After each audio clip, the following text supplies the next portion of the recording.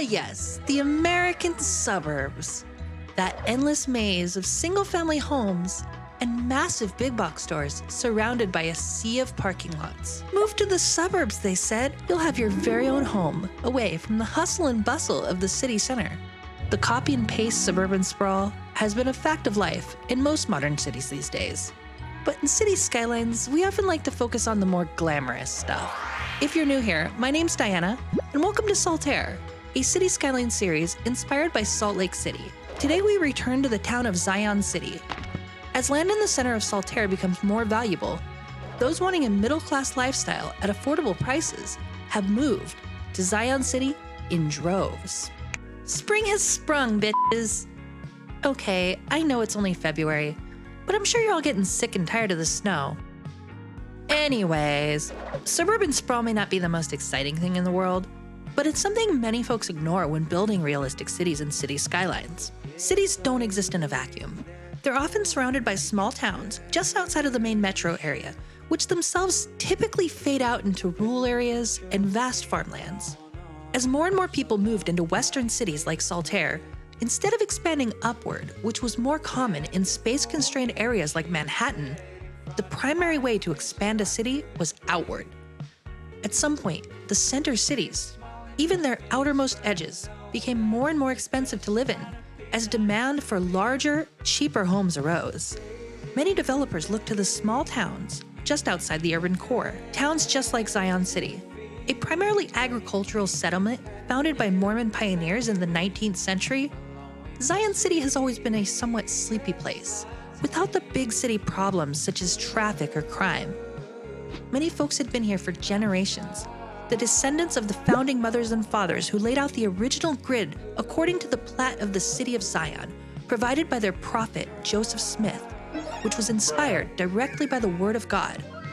Ever since, Zion City has functioned essentially as a theocracy, with the government and church being nearly indistinguishable.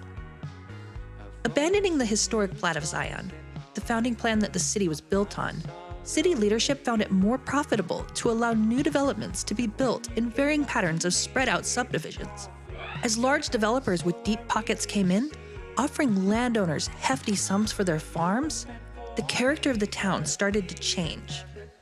The city's transformation from an agricultural hub into a bedroom community for Saltaire came slow at first, and then quickly. And as a result, new farmland pushed deeper into what was previously wilderness, expanding humanity's footprint, causing further environmental damage. While it had always been a somewhat auto-oriented place, Zion City still had the small-town charm that Saltaire lost a century ago. With the new arrivals came the desire for the same shopping opportunities that they had in the city. When subdividing the land, the city council set aside a certain amount to be slated for commercial development. Over time, these large big box stores were built. The intersection of Center Street and 1200 North became the center of gravity of the town, with the newly opened Skyline Mall becoming the primary social gathering place for residents.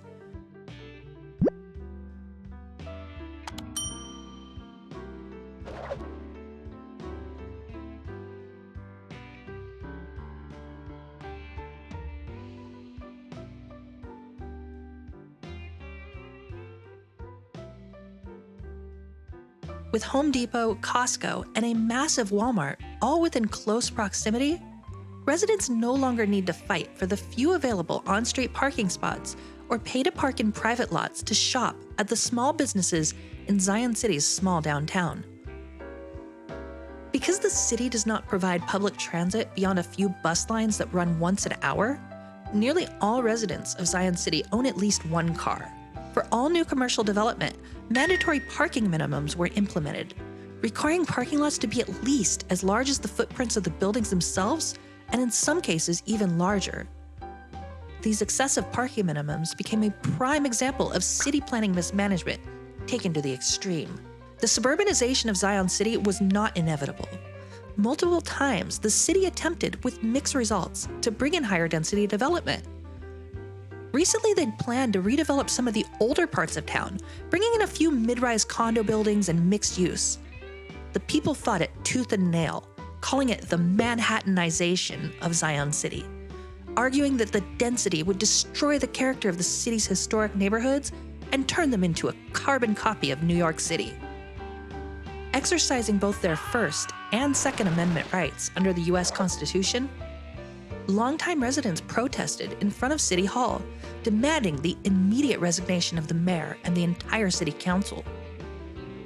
As national chains moved into Zion City, the small shops in downtown along the southern end of Center Street quickly went out of business, unable to compete.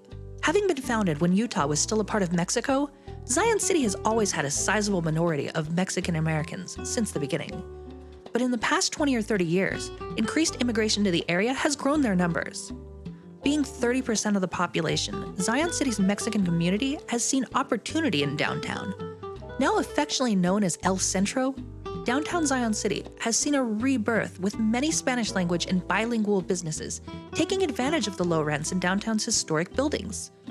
The majority white Anglo-Mormon population still sees downtown as blighted and abandoned, preferring to shop in the new suburban areas in the north of town. But to the Mexican and broader Hispanic community of Zion City, El Centro is the place to be.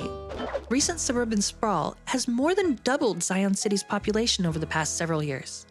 This has resulted in a substantial increase in revenue to the city government, enabling the improvement of local services, including education. Brigham Young High School is the top-rated public high school in the state, with families moving from across the Mountain West to Zion City to provide their teens with the best possible education. It has high-quality, modern athletics facilities and a massive, beautiful library on campus.